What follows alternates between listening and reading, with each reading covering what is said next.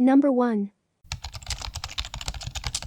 Patty was a 29-year-old mother from Marysville, Ohio.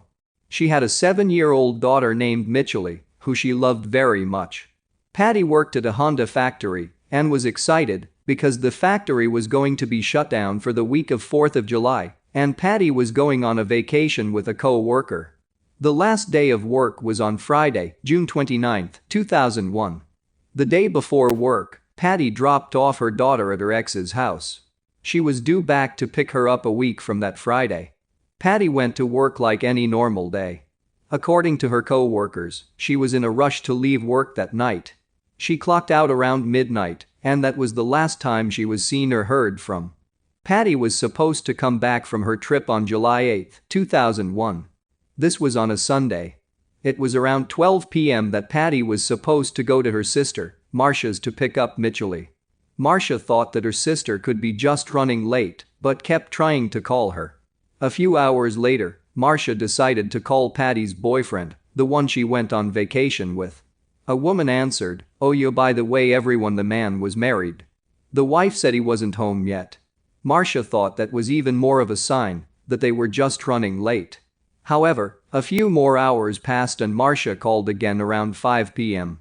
This time, the man answered. Marcia asked where her sister was, and apparently he got really quiet and tried to say he didn't know anything about Patty and that they just worked together. Marcia even asked the man, "What did you do to my sister?" That same day, Marcia called the police. Marcia also called the man again around 3 a.m. on July 9. She said that she knew he was in a relationship with Patty because of the details about his life and his family that Patty told her. The man still denied it, but Marcia thought it was odd that the man and his wife stayed on the phone with her for 45 minutes. The police went to Patty's house to search, and they didn't find anything in her home. They did take her financial records and her computer. The police discovered that Patty was giving this man money. He apparently had a business and wanted to buy out of the company. The amount of money that Patty withdrew was about $90,000 in a span of a year. Her sisters also remember that Patty had told them about it, and they were a little annoyed because Patty had been saving her money over a 10-year time period. Patty had reassured them that he was going to pay her back. Patty had also told her sisters some other troubling information. She had said that she was told not to bring any clothes to Canada and that the boyfriend said they would buy clothes when they go there. She also said she was going to have to hide in the bed of his truck after work while he dropped off a co-worker, and then they would leave for their trip. On July 13, 2001, 2 weeks after Patty went missing, the police went to search the boyfriend's home. They were looking for any money or gifts Patty had given him. They knew that Patty had loaned him money, and she had given him a Hard Rock Cafe t-shirt. They also searched the man's business in a nearby town. The police also interviewed the man's wife, and she said he had come home around 2:30 a.m. on that Friday of June 29. She also said he was home all week, except for a fishing trip with some of his friends. They also interviewed the man's co-worker, who he had dropped off after work. He said the two of them went to Burger King that night and then he was dropped off. While the police were interviewing the man, they asked him if Patty had ever given him any gifts. By this time, they had found the Hard Rock Cafe t-shirt. He said that the only gift Patty had ever given him was a birthday card, which he had ripped up in fear his wife would get jealous. The man's truck was also searched. Patty had told her family that the man was going to drive a truck from his other business for their trip. They found that the cover that Patty had hidden under was missing.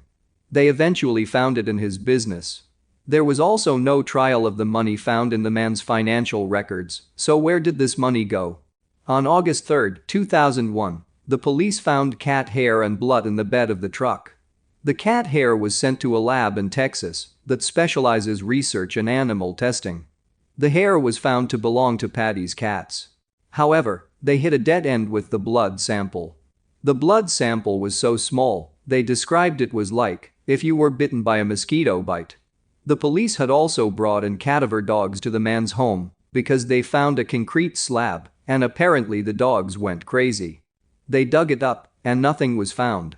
The courts officially declared Patty Adkins deceased in 2006. We hope one day soon this case will be solved. If you have any information regarding the disappearance of Patricia Adkins, please contact the Marysville Police Department at 937-642-3900 or the Union County Sheriff's Department at 937-644-5010. Number 2. Ashley was discharged from Northwest Hospital on Old Court Road in Randallsville, Maryland in late August 2020. Ashley suffers from schizophrenia and is without her medications and has been hospitalized for similar issues several times. She is known to frequent the Washington, D.C. and Baltimore City area. She does not have a vehicle or driver's license.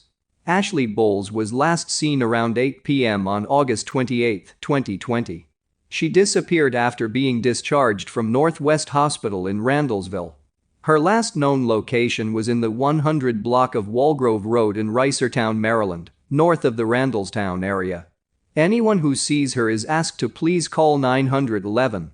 Authorities believe she may have been admitted to a medical center in the Washington, D.C. area at the end of September 2020 and to Holy Cross Hospital in Silver Spring, Maryland in early October 2020 with a possible release date of November 17, 2020. Ashley's location remains unknown.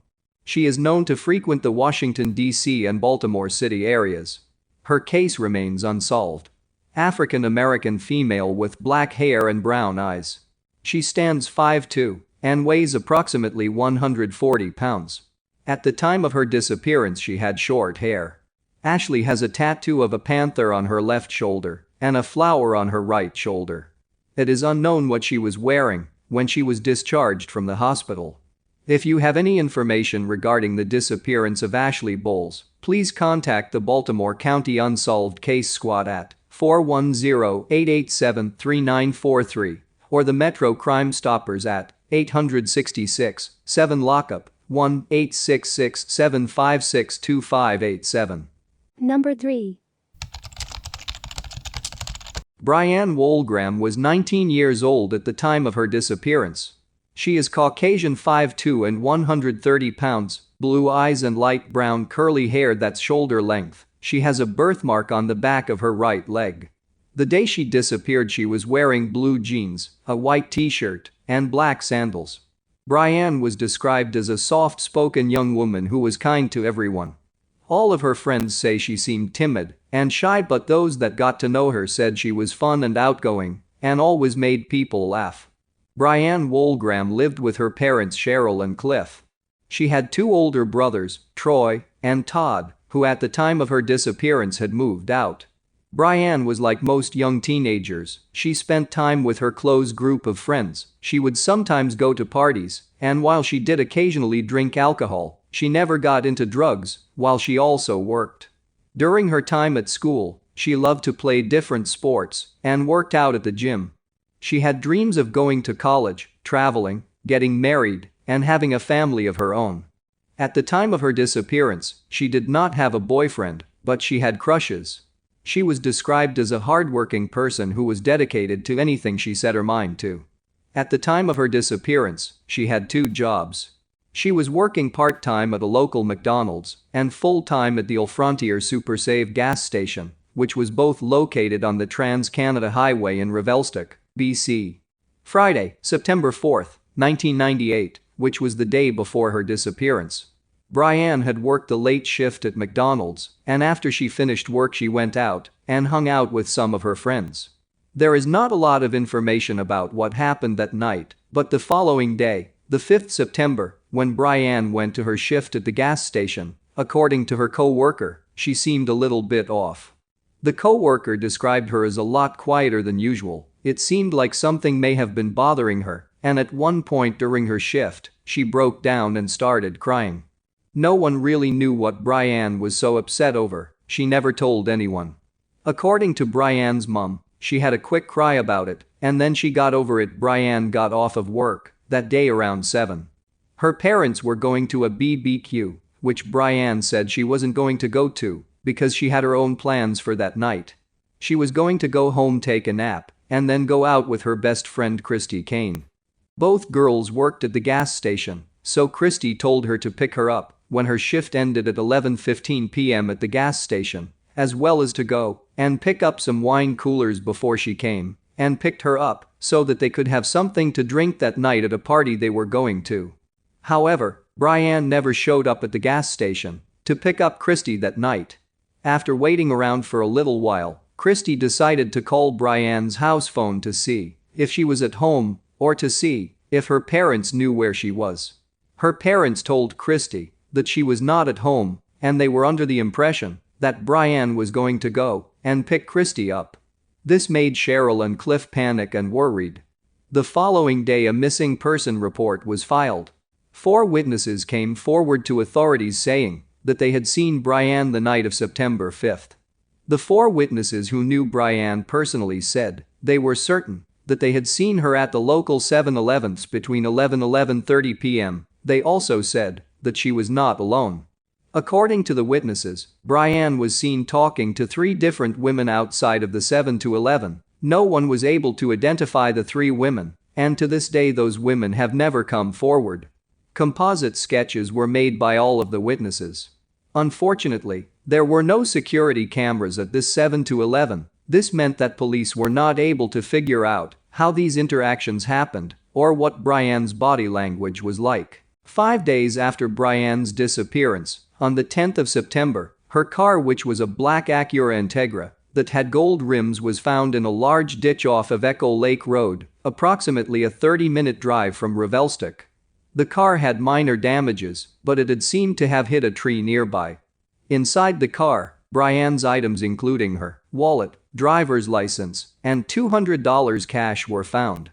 Outside of the car were a pack of cigars, a can of Budweiser, and an empty air freshener package. Inside of the car were a yellow and red air freshener hanging on the rearview mirror, as well as a beach towel, a pack of cigarettes, and a 6-pack of wine coolers. Authorities tried to see if they could get any DNA from the car, however they were unable to because the outside of the car had been sitting in a ditch which had been collecting dust over the 5 days it had been sitting there. They were also unable to collect DNA from the inside of the car because the texture of the seats made it unable for them to retrieve any DNA fingerprints. A partial footprint was found in the dirt right outside of the car of a size 11 men's boot. Authorities said because it was a partial footprint they were not able to get a cast of it. No other information was given out from the police department except for the information provided above. After the car was found, a witness came forward to say that in the early morning hours of September 6th, he saw a young woman who matched Brianne's description walking by herself up Echo Lake Road. When she was walking, he said hi to her, however she did not respond and continued to walk. Searches took place with helicopters and planes as well as people looking in forests, the woods, rivers, and bodies of water. There was even a $20,000 reward for any information that would lead to the finding of Brianne. It is important to keep in mind that this particular weekend was Labor Day weekend, and as well as the CP Ball Tournament, Canada Cup International Softball Championship, was held in Revelstoke, which brought so many new people into Revelstoke, which may be the reason why no one was able to identify these 3 women. This is just an extra fact to keep in mind. Brianne's family has never lost hope. Her mother, Cheryl, lights a candle on the front porch every year on Brianne's birthday in hopes that it will help guide Brianne back home. Cheryl also keeps the photo from Brianne's senior prom as her background photo of her iPhone because it is her favorite picture of her daughter. There is a memorial statue, Angel of Hope statue, in a local park. Unfortunately, the statue has a metal cage around it as it has been vandalized 3 separate times. One of Brianne's friends, Anna Swayze, started a GoFundMe page to help collect money for a reward for any information about where Brianne is, what happened. She says, "I worry people will forget. We need to keep attention on this. If you have any information about Brianne Wolgram's disappearance, please contact RCMP or Missing Children Society of Canada on 1-800-661-6160. Number 4. Brian Shtuka went missing when he was 20 years old. He has blonde hair and brown eyes. He is 6 tall and weighs around 180 pounds. Ryan was wearing dark jeans, a white and gray t-shirt, a navy blue jacket, beige tan Vans shoes, size 11, and a burgundy ball cap, the same one in the image above. The cap has a logo of the rugby team he plays on for the Nor'Wester Athletic Association. Ryan Shtuka was born on March 17, 1997. He was the firstborn to parents Heather and Scott Shtuka. He had a younger sister Jordan who joined the family 3 years after Ryan was born. Then when Ryan was around 8 years old, his second sister Juliana was born. Scott would coach in soccer and ringette, while Heather stayed at home and took the kids to play school. After school, they would bake cookies and go to the park and have playdates. Every summer they would go to a spot at a lake that was 45 minutes from their home. They would learn how to ride bikes and visit their grandparents. They then moved from Edmonton to Belmont when Ryan was finishing kindergarten. As the siblings grew up they became close and really good friends. Belmont was a small close-knit community, which meant that Ryan's friendship group was tight. Ryan did very well academically, especially in maths and science, and had interests otherwise, but he was not in a hurry to make any permanent decisions about his future. Heather says he loved dinosaurs and animals, and while growing up she thought he would become an archaeologist or a zookeeper when he grew up. When he finished school he didn't really have an idea of what he wanted to do. Heather and Ryan had a conversation about what options Ryan had. They spoke about going to school or working. Ryan decided to start working in construction for a year, but then realized this was not a job he wanted to do. He decided to apply for school and went to MacEwan University to study science. Ryan told his mother he didn't know what he wanted to do. He did not want to spend his time and money studying for 3 to 4 years on courses when he didn't know what he wanted to do in the future. This is when Ryan began looking at having a year of adventure. Sometime around Ryan's 20th birthday, he and a friend started thinking about wanting to spend their winter at a ski resort, to work and snowboard. In December 2017, Ryan and his friend left to go to Sun Peaks Resort for the winter season. February 16, 2018, Ryan went to work and then went home, which was a residence he shared with his roommates. Later that evening he and his friends went as a group to a silent disco event at one of the local pubs. Later that evening the group decided to leave the pub and went to a party on Burfield Drive at a residence near the apartment they were staying at. One of the roommates of the group decided to leave the party as he was getting tired. Not long after, Ryan's second roommate and the roommate's girlfriend as well as another friend of theirs also decided to go home. According to the three, they said they saw Ryan stand up and was supposedly going to get his jacket. When the three started the short walk back to the residence, Ryan's roommate looked back to notice he was not walking behind them. The group thought Ryan maybe decided to stay behind, so they thought nothing of it. The following morning Ryan was supposed to go to work, however, his friends noticed he did not show up home, but did not think anything was wrong. Around 11:30 a.m. one of Ryan's co-workers or managers texted the roommates and said Ryan was not in and they needed him to come in. The roommates then called the house the party was at to check if he had stayed there that night and contacted friends to see if they knew where Ryan was. They then texted the manager. It wasn't until that evening around 7 p.m. did she reply to the message to say he hadn't shown up to work. Later that evening, after checking hospitals and speaking to friends, nothing came up. His friends decided to contact the police as well as Ryan's parents to let them know Ryan did not come home or went to work that day. February 17 at approximately 8:47 p.m. the Kamloops RCMP police received a phone call saying Ryan Shtuka was missing. He did not go to work that day, he was not in contact with friends on Facebook, and he wasn't answering his phone. Kamloops RCMP contacted their police dog service and headed to Sun Peaks Resort. Police spoke to everyone that was at the party, hoping someone would have possible information about where Ryan went or what happened. Unfortunately, nothing was found either in the search or while speaking to individuals from the party. Social media helped spread the word, and many volunteers came to help in the search for Ryan. A year after Ryan Shtuka's disappearance, the Kamloops Police Department gave a statement saying they investigated all leads and tips they received. Police concluded that Ryan has never left Sun Peaks, however, they have no evidence to support this theory. As this case does not have a lot of information, many theories about Ryan Shtuka's disappearance have come up. Many people believed that Ryan was drunk or high and wandered off into the woods and got lost. Others believe he left Sun Peaks. This is because some piece of clothing or an item of the person would be found in the area. Other theories include a drunk driver might have hit Ryan, as the streets in the area are not very well lit. People also speculate the possibility Ryan had maybe overdosed at the party and the people he was with somehow covered it up. All theories have not been proven or have any facts. These are all just speculations theories. The parents of Ryan Shtuka have never given up and still search for their son. Once a month his parents go to Sun Peaks to search for him. If you have any information on the disappearance of Ryan Shtuka, contact Kamloops RCMP 1250-828-3000, quoting file number 2019-5071. To remain anonymous, contact Crime Stoppers on 1-800-222-8477. Number 5.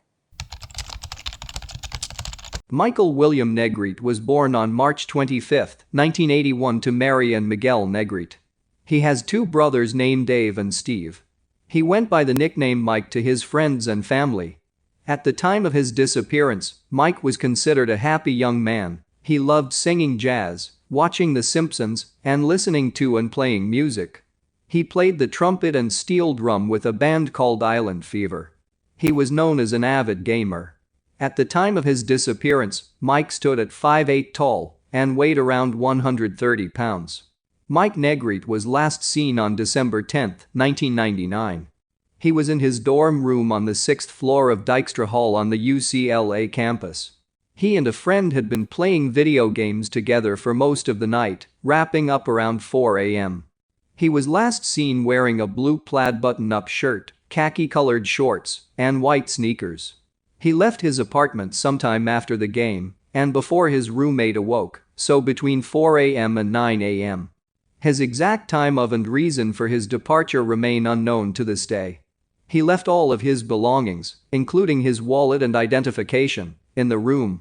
Mike was reported missing when he could not be located. They did not find anything strange during the initial investigation. He did not have any known enemies. There had been no recent significant changes or events in his life. The police did not believe that Mike disappeared voluntarily, though he seemed to have initially left his room of his own accord. At a loss, the police brought in bloodhounds, which traced Mike's trail across campus, where it abruptly stopped. Few clues were found, and the public was kept in the dark about what investigators knew. The band Mike played with, Island Fever, hosted several benefit concerts to raise money for the investigation. Mike's parents hired 2 private investigators from MSM Investigations and also put up a $100,000 reward for tips that led to his whereabouts. The private investigators turned up no leads, and the reward was never claimed. The year after Mike's disappearance, the police released a sketch of a man believed to be a witness to Mike leaving the dorm.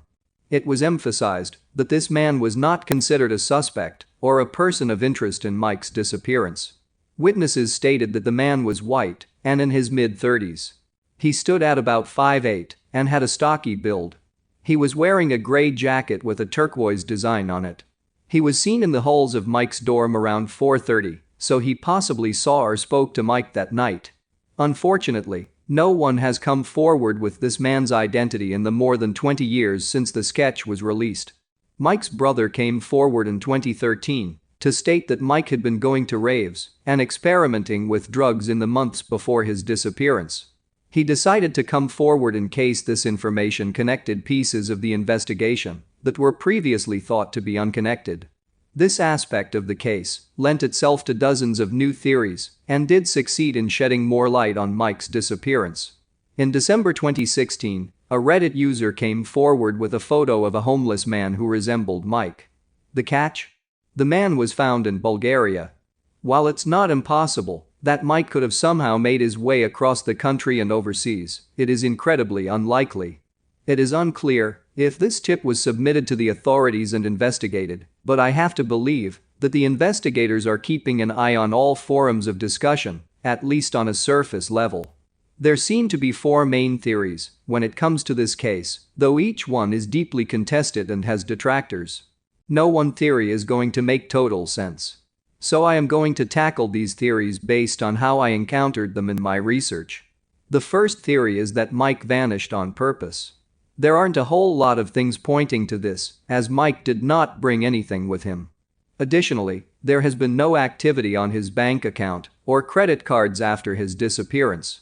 Additionally, there was seemingly nothing in Mike's life that would make him want to run, no grudges, no history of mental illness, no debts, and so on. Of course, there doesn't have to be a concrete reason for someone to want to start over. The second theory I encountered is that Mike possibly had some sort of mental break or suffered some sort of head injury which resulted in memory loss. Either one could have led to Mike wandering away from the dorm. It's possible he got across campus, where the bloodhounds tracked his scent and accepted a ride from someone. Los Angeles has a huge community of people without homes, and some people believe that Mike is living among this population to this day. Adding in the fact that Mike was experimenting with drugs in his time at college, that could have triggered some sort of shift or fugue. The third theory I encountered is that Mike ran away from his life to complete suicide. Again, there are no signs pointing to Mike having thoughts of suicide. Mike had no documented history or family history of mental illness. However, it is important to note that many mental illnesses manifest in the late teens and early 20s for men. It's possible that there was something developing in Mike, possibly accelerated by his experimentation with drugs, that led to a rash decision that night. And, as they say, someone doesn't have to be suicidal to complete suicide, it just takes one bad moment. As with any missing person, the theory of murder comes up. Mike's brother believed he was dabbling in drugs at the time of his disappearance, leading some to believe that his disappearance was the result of a drug deal gone bad or some sort of accident. The one thing that draws me to this theory is the mid-30s man walking the halls of the dorm. No one has admitted to knowing him, and why would an adult be walking the halls of a dorm? I think that man may be the key to debunking or strengthening this theory. If you or anyone you know have any information about what happened to Mike, please contact the Los Angeles County Sheriff's Office at 323-890-5500 in reference to case number 0199003533. The National Crime Information Center case number is M930368881. Mike's friends and family are still looking for answers over 20 years later. Not only do they deserve answers, Mike deserves to have his fate known, regardless of what happened. Number 6. Hang Lee was born on October 9, 1975. She was a first-generation American, as her parents were both refugees from Laos. The family lived in St. Paul, Minnesota. Not much is known about Hang's childhood, but her parents believed that she began to hang out with bad influences in high school. This concept is not largely elaborated on, but it is hinted that Hang's friends may have been involved in drugs and other unsavory and illegal acts. Hang was described in contemporary media as being sweet and a bit naive, which may have led to her trusting these bad influences. However, Hang's parents believed that she was doing better just prior to her disappearance. She had gotten a job and was hanging around with more stable people. After graduating high school, she wanted to attend the University of Minnesota to study writing. At the time of her disappearance, Hang stood at 5 feet tall and only weighed 90 pounds. She had black hair with the bangs dyed red and brown eyes. Hang can speak English and Hmong fluently. On the night of January 12, 1993, Hang Lee called into work. She told her boss that she had an interview for a new job. That night, she was last seen leaving her home with her friend Nikki Lee. Note, though the two share a last name, Hang and Nikki are not related. She allegedly told her brother, "If I don't come back, then come and look for me," just prior to leaving home. While Nikki returned home later that night, Hang never did. After a few days with no word from Hang, her parents reported her missing. It was clear from the outset that this was not a runaway case. Hang left all of her money and belongings behind. The first step in the investigation was to question Nikki, who claimed that Hang had gotten into a car with some unidentified men and drove off, leaving Nikki alone. The insinuation with that theory was that Hang left of her own accord. That is, until Nikki's story changed. She eventually admitted to introducing Hang to her boss, Mark Wallace. Wallace had apparently asked Nikki if she knew of anyone who would be looking for a job, as he was looking to hire. She told Hang about the opportunity and arranged the meeting. She claimed she had originally told the story about Hang getting in a car because Wallace told her to lie. According to Nikki, Wallace showed up to meet the pair in a light-colored 1988 Chevy Cavalier. She took note of this because it was different from his usual white pickup truck. He then drove away with Hang riding in the passenger seat. When questioned about this, Wallace claimed he dropped Hang off near her workplace, despite the original plan to drop her off at home. It is unclear why the drop-off point changed. Mark Wallace's car is the last place Hang was seen. There was not enough information to charge Mark Wallace with Hang's disappearance and murder, but he remains the main suspect to this day. And that's not just because he's the last person she was seen with. Let's take a look at his criminal record. He was convicted of 2 violent sexual assaults in 1987, and he lured one of his victims in by claiming he wanted to interview her for a job. Nothing came of his connection to the case until 2009, when police obtained a warrant to search his house. Holes were drilled into the concrete garage floor to see if it was poured to hide anything, but nothing was found. From there, the case went cold. Until 2016, when Mark Wallace kidnapped a young woman and held her against her will in a hotel room. The young woman was a friend of his daughter, who had been living with the family.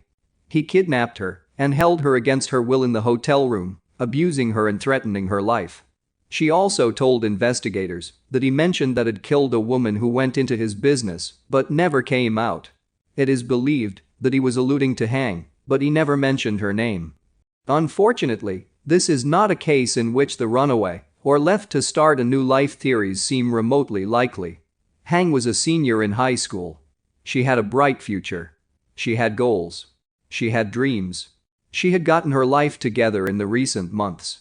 There were no warning signs here. She wasn't showing signs of mental illness. She wasn't running towards dangerous people and situations. She wasn't acting despondent or defensive when asked about her future. It just doesn't fit for me. The other theories we're going to discuss here center around Nikki and Wallace, but a reminder here that no one has faced charges for anything in this case, and everyone is innocent until proven guilty. Everything here is either reporting facts or my opinion based on those facts. We know that Nikki's story changed in the weeks after Hang's disappearance. We also know that Wallace has harmed women in the years before and since Hang's appearance. He even alluded to having murdered a woman in St. Paul, Minnesota, where Hang allegedly met up with him and subsequently went missing from. The first possibility is that there was some sort of emotionally heated moment with someone, and that individual killed her in response. This could have been anything from an argument to a spurned romantic or sexual advance to a perceived slight. Literally anything could have been the spark that led to an irreversible action. That is not to say that makes this scenario any more okay, of course, just that in this scenario, the event was not planned. The second theory is that this was a premeditated attack. This does not necessarily mean that Hang was a specific target, but we know that Wallace lured other women under the guise of job interviews. This would mean that Wallace was ready to strike when he found someone he wanted to attack. This would make Nikki an accomplice, unknowing or not, since she introduced Hang to Wallace. This could also explain her rapidly changing stories and reluctance to cooperate with the investigation. Of course, it's also possible that she became uncooperative after so many fingers were pointed her way and she realized she needed to protect herself. There's no way of knowing, but those scenarios are two sides of the same coin. The third possibility is that Hang was the victim of an accident that night. A couple of scenarios fit into this theory, so let's break it down further. First, there is the ever-present idea that someone died of an overdose and they were hidden to hide others' involvement. There is no evidence that Hang was using drugs around the time of her disappearance or at any point before it. The only real point in favor of this theory is that Hang was hanging out with a rough crowd prior to her disappearance, though we know that she was seemingly distancing herself from those friends. Another thread of the accident theory could be a pedestrian vehicle accident in which Hang got out of the vehicle to get away from someone, and that person or a passerby accidentally hit Hang as she was trying to get away from the situation. Based on the available facts, it does seem likely that Mark Wallace had some sort of involvement in Hang's disappearance. The accident theories seem very unlikely to me. Hang had no history of drug use and neither did her friends, regardless of how troublesome her friends may have seemed. Additionally, hit and runs in which the victim is hidden are exceedingly rare. With everything that Mark Wallace has done, along with what his victim claims he said about the woman he killed in St. Paul, all signs currently point towards that theory. Hopefully more evidence will surface and charges will be brought if this is the case. If you or anyone you know has any information about the disappearance of Hang Lee, please contact the appropriate authorities. Hang has been missing for nearly 30 years. She deserves answers. She deserves a resting place. The St. Paul Police Department can be contacted at 612-291-1111 in reference to case number 93,007,298.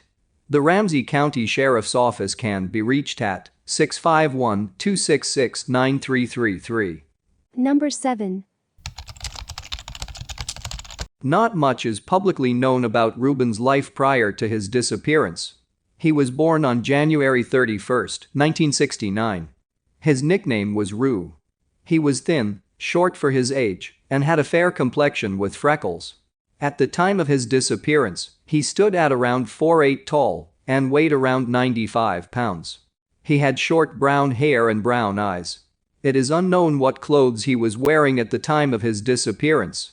If you know more than these basic facts about Ruben, I would love to hear more. On the morning of April 7, 1983, Ruben Humberto Herrera left his home to head to Eastwood Knolls Elementary School. Eastwood Knolls Elementary, now known as Eastwood Knolls International, is a combined elementary middle school that serves grades kindergarten through 8th. Ruben apparently never made it to the school as he was marked absent. The school, however, apparently did not contact Ruben's parents regarding this unexcused absence, as he was not reported missing until he failed to return home after school that afternoon. On the afternoon of Ruben's disappearance, his uncle received a call. It is unclear whether this was before or after Ruben was officially reported missing. Ruben's uncle, Miguel Zaragoza, reported that the caller spoke in Spanish and claimed that the boy is all right. The caller then demanded a $300,000 ransom in exchange for Ruben. Zaragoza was a wealthy man, having built up a fortune through a gasoline business, which explains why the ransom call was directed at him and not Ruben's parents. The ransom was scheduled to be dropped off at 9 p.m. on the night of the disappearance. Zaragoza and one of his brothers, not Ruben's father, a second brother, were to bring the money to an El Paso Denny's. They obeyed the orders, but the ransomers did not show. The family again reached out to the police, and investigators were ready when the ransomers called Zaragoza again 2 days later. In this call, they claimed Ruben was in Juarez, Mexico. They also told Zaragoza to wait at a specific payphone for instructions on how to pass off the ransom in exchange for Ruben. When the call came in, the FBI was able to trace the call to a secondary pay phone. A man named Raymond Henry Acosta was the man making the call. Acosta was Ruben's stepfather's brother. So we seemingly have Ruben's step-uncle extorting his paternal uncle over his kidnapping. When speaking with investigators, Acosta claimed that Ruben was deceased, despite having no evidence to prove this claim. It is also believed that Acosta was responsible for an attack on Ruben's grandmother a few weeks prior to his disappearance. She was able to escape unscathed, but a message at the scene read, "Don't call police or I will kill her." The attack is considered a botched ransom attempted. According to authorities, it is believed that Acosta and possibly yet unknown co-conspirators transported Ruben into Mexico in a 1977 Cadillac Seville. The color of the vehicle was thought to be black and either silver or light green. Acosta pleaded guilty to conspiracy to commit kidnapping in 1983. A separate extortion attempt for $500,000 against Zaragoza was linked to Mario Javier Martinez, who was charged in 1984. His case was dismissed for lack of evidence, though. It is unclear whether Martinez and Acosta were working together. Shortly before Acosta's death in 2012, he claimed that the kidnapping was orchestrated and carried out by someone else and that his only role was to collect the money. He did not elaborate further. At this point, Ruben's mother, father, and stepfather have been ruled out as suspects. Then, the case went cold until a South American man came forward claiming to be Ruben. This man reached out to a nonprofit, hoping to get his immigration status set right. He also wanted Ruben's social security number and an address for his sisters in El Paso. It is unknown whether any testing has been conducted on this man, despite 8 years having passed since he came forward. Ruben is still considered a missing person, which makes me think this man was an opportunist hoping to take someone's identity. There aren't many theories in this case considering how the investigation went. It's generally accepted that Ruben was kidnapped and held in Mexico. The vast majority of theories diverge from this point. The first theory we will look at is that Ruben was indeed kidnapped, held in Mexico, and murdered. This is what Acosta claimed happened, and I don't really see any evidence to refute that at this point. Unless something or someone comes to light, this seems to be the most likely theory. On the other side of the coin, it's possible that Ruben was not murdered and he either escaped or was released. With the man coming forward in 2013, this theory gained renewed hope. But that man was never confirmed or refuted to be Ruben, so there is nothing really pointing towards either of these theories apart from Acosta's word. The third and last theory I want to discuss is one I have not seen posited anywhere, so this is all speculation on my part. I think it's possible that Acosta or someone acting in accordance with this ransom scheme accidentally killed Ruben in the process of the kidnapping. They then would have panicked and hidden Ruben's body somewhere in order to still attempt to extort the Herreras. Of course, just like all of the other theories, there is no concrete evidence either for or against this theory. If you or anyone you know has any information regarding the disappearance, kidnapping, or murder of Ruben Humberto Herrera, please contact the El Paso Police Department. The contact person for this case is Detective Michael Aman. The department can be reached at 915-832-4400 in reference to case number 01360217. It has been nearly 40 years since Ruben vanished. Regardless of what happened to him, he and his family deserve closure. Number 8. Jason Anthony Jolkowski was born on June 24, 1981 in Grand Island, Nebraska. Though he did experience some communication difficulties throughout his childhood, particularly when it came to speech and language expression, Jason is a highly intelligent person.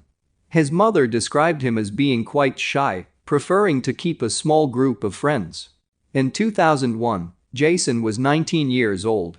He stood at around 6'1" tall and weighed around 165 pounds. He has brown hair and brown eyes. At the time, he had a job at the local Fazoli's fast food restaurant, though he was set to start a new job at a local radio station in mid to late June of 2001. On June 13, 2001, Jason Jolkowski's manager called him into work earlier than expected. His car was undergoing work at a local mechanic, and because the shift was unplanned, Jason had to make arrangements for a ride. He appeared to have originally planned on walking to work that day, but called the restaurant to say he would be getting a ride with a coworker. Jason agreed to meet this coworker at the local high school, as it was easier than giving directions over the phone. At 10:45, Jason was seen bringing garbage cans in from the curb. This was the last definitive sighting of Jason Jolkowski. At around 11:15, Jason's coworker called his house to ask where he was, as he was late in meeting her. Security cameras at the school do not show Jason ever arriving to campus. Jason's family reported him missing after waiting for 24 hours, which was a common waiting period put in place by many police departments back in the day. I'm unsure if they were told directly by police to wait. Police waited over a week, with most sources stating the time frame as 9 days, before beginning to investigate Jason's disappearance.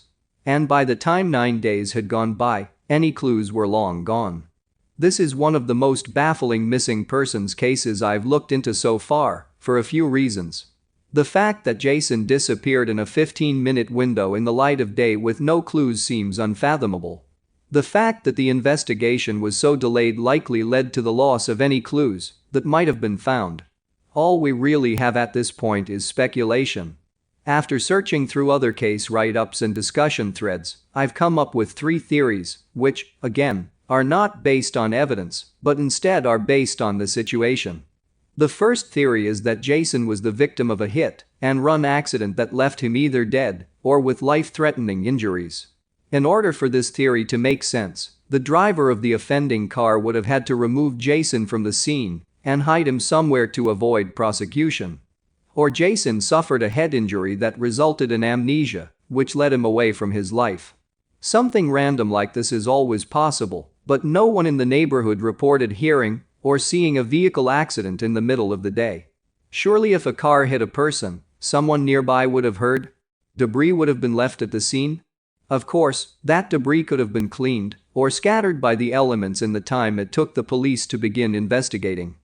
A second theory that often pops up on message boards in particular is that Jason was offered a ride from someone with ill intent. We have no evidence that anyone wanted to harm Jason, but the motive could have been something impersonal like robbery. As this theory goes, Jason was walking when someone stopped and offered a ride. He agreed, the driver made their demands, and things went wrong. Then, the driver killed Jason either by accident or on purpose, worried he would tell about the encounter. The driver then hid Jason somewhere yet unfound. The third theory is a bit of an amalgamation of the 2 previously discussed. Maybe Jason was intentionally struck by a car or picked up in a case of mistaken identity. When the perpetrator realized Jason wasn't who they thought he was, they killed and obscured his remains to hide their crime. It's impossible to have even an inkling towards what theory is right here. As much as I want to believe that Jason is alive out there somewhere, I don't think he would have left his family in the dark for this long if he knew who he was. At the same time, I don't think he would have been able to make it far from any accident scene without being seen and recognized, let alone not being recognized for so many years after. This case feels as if it's ice cold with no leads, but I have to believe that someone holds the key here. Someone in Omaha saw something that day or knows someone who let something slip. If you or anyone you know have any information regarding Jason's disappearance, please contact the Omaha Police Department in reference to case number RB 85214T. Their point of contact for this case is James Reisinger, who can be reached at 402-444-5818. Jason deserves peace and his family deserves answers. If you know something, come forward.